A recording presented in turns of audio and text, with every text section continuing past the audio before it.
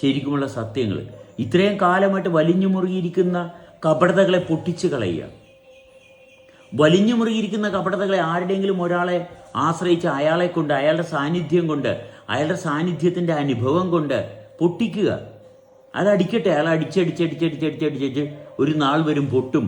പൊട്ടിക്കഴിഞ്ഞാൽ ഒരു വിസ്മയം തുറക്കും. ഒരു മഹാത്ഭുതമാണ് തുറക്കുന്നത്. ഒരു സംശയം വേണ്ട. ഇംപ്ലോഷൻ. നമ്മൾ ഇംപ്ലോഷൻ ഉണ്ടാകണം. എക്സ്പ്ലോഷൻ അല്ല, നമ്മൾ ഇംപ്ലോഷൻ ഉണ്ടാകണം. നമ്മളിൽ ഇംപ്ലോഷൻ ഉണ്ടാകണം. എക്സ്പ്ലോഷൻ ഡെഫിനറ്റ്ലി എല്ലായ്പ്പോഴും ഉണ്ടാകുന്നുണ്ട്. ദേഷ്യം വരുമ്പോഴും പല ബാഹ്യമായിട്ടുള്ള അവസ്ഥയുടെ സ്വാധീനത്തിലാണ് എക്സ്പ്ലോഷൻ ഉണ്ടാകുന്നത്. എക്സ്പ്ലോഷൻ കൊണ്ട് മാത്രമായില്ല. Explosion okay, fine. അത് ബാഹ്യമായിട്ടുള്ള അവസ്ഥ നമ്മളിൽ അപ്രസക്തമായിട്ടുള്ളത് അതിക്രമിച്ച് കയറുമ്പോൾ എക്സ്പ്ലോഷൻ ഉണ്ടാവും. അതുപോലെ തന്നെ ആന്തരികമായിട്ടുള്ള അവസ്ഥയിലും നമുക്ക് അനാവശ്യമായിട്ടുള്ള കാര്യങ്ങളുണ്ടാകും. അതിനെ ദഹിപ്പിക്കുന്നതാണ് ഇംപ്ലോഷൻ. അങ്ങനെ ഇംപ്ലോഡ് ചെയ്യുന്നില്ലെങ്കിൽ, ഉള്ളിൽ ഇംപ്ലോഷൻ സംഭവിക്കുന്നില്ലെങ്കിൽ ഒരിക്കലും നമ്മുടെ ജീവന്റെ സത്യത്തെ അറിയത്തില്ല. ബാഹ്യമായിട്ടുള്ള സത്യങ്ങൾ പലതും അറിയാൻ പറ്റും, പക്ഷെ ജീവിതം സാധ്യമല്ല. ഇംപ്ലോഷനും എക്സ്പ്ലോഷനും സൈമൾട്ടേനിയസ്ലി നമുക്ക് അനുഭവിക്കാൻ സാധിക്കുന്നുണ്ടെങ്കിൽ, ഉറക്കവും ഉണർച്ചയും പരസ്പര ബന്ധത്തിൽ കൊണ്ടുവരാൻ സാധിക്കുമ്പോൾ, വിശപ്പും ഇല്ലായ്മയും പരസ്പരം ബന്ധത്തിൽ കൊണ്ടുവരാൻ സാധിക്കുമ്പോൾ, അവിടെയാണ് ജീവിതം. അവിടെ പരസ്പരം വിരുദ്ധമായിട്ടുള്ളതിനെ യോജിപ്പിക്കുന്നതാണ്. വെറുപ്പിനെ വെറുപ്പായിട്ട് തള്ളിക്കളയുന്നതല്ല. സ്നേഹത്തെ സ്നേഹമായിട്ട് മാത്രം ക്രമീകരിക്കുന്നില്ല.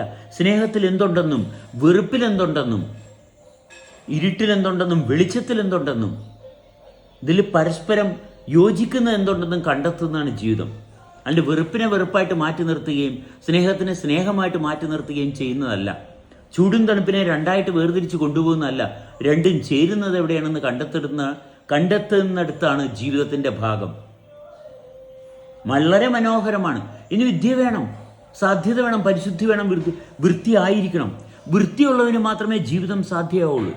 പങ്കാളിത്തമല്ല, വൃത്തിയാണ് അടിസ്ഥാനം. പങ്കാളിത്തം കൊണ്ട് വൃത്തി അനുഭവത്തിൽ ലഭ്യമാക്കണം. വളരെ മനോഹരമാണ്. ഈ അഭ്യാസത്തിൽ തുടർന്നു കഴിഞ്ഞാൽ ഈ അഭ്യാസം നിർത്തിയിട്ട് സാവകാശം എടുക്കാനോ വിശ്രമം എടുക്കാനോ നേരമില്ല. കാരണം ഇത് വിശ്രമിച്ചറിയുന്ന ഒരു സംവിധാനമല്ല. വിശ്രമിക്കാതെ നിരന്തരം പ്രവർത്തിക്കുന്നതിൻ്റെ ഫലമാണ്. വിശ്രമിച്ചെടുക്കുന്ന ശരീരത്തിൻ്റെ ബുദ്ധിയുടെയും ചില സാവകാശത്തിലാണ്. ജീവിതം അനുഭവിച്ച് തുടരുമ്പോൾ ഒരിക്കലും വിശ്രമിക്കാതെ നമ്മുടെ ആന്തരിക അവയവങ്ങൾ പ്രവർത്തിക്കുമ്പോൾ ആ സത്യം അറിയണമെന്നതിൽ നമ്മളും വിശ്രമിക്കരുത്. ആന്തരികമായിട്ടുള്ള സത്യം അറിയണമെങ്കിൽ സത്യം വിശ്രമിക്കാതെ പ്രവർത്തിക്കുന്നതാണ്. അപ്പോൾ വിശ്രമം എന്ന് പറഞ്ഞാൽ ബുദ്ധിയുടെയാണ്. ബുദ്ധിയുടെ ഭാഗത്താണെങ്കിൽ നിർത്തി, സ്റ്റാർട്ട് ചെയ്തു, വീണ്ടും തുടർന്ന്, വീണ്ടും നിർത്തി, അത് ബുദ്ധി മാത്രമേ അവിടെ പ്രവർത്തിക്കുന്നുള്ളൂ. അപ്രകാരമുള്ള കാര്യങ്ങൾ തീർച്ചയായിട്ടും പഠനത്തിൻ്റെ ഭാഗത്തോട്ട് മാറും. പക്ഷെ ജീവിതമെന്ന് പറയുന്ന പഠനമല്ല, ജീവിതമെന്ന് പറഞ്ഞ അനുഭവമാണ്. അത് നിരന്തരം സംഭവിക്കുന്നതാണ്. അത് നിരന്തരം സംഭവിക്കുന്നതുമായിട്ട് താതാമ്യം പ്രാപിച്ച് ശ്രദ്ധ കൊണ്ടുവരുമ്പോൾ ശ്രദ്ധയ്ക്ക് കാരണമായിട്ടുള്ള വ്യവസ്ഥകൾ കൂടി വികസിച്ചു വരുന്നത് കാണാം. ആന്തരിക അവയവങ്ങൾക്ക് വിശ്രമം കൊടുക്കാതെ പ്രവർത്തിപ്പിക്കുമ്പോൾ അവരുടെ സവിശേഷതകൾ തെളിഞ്ഞു വരും.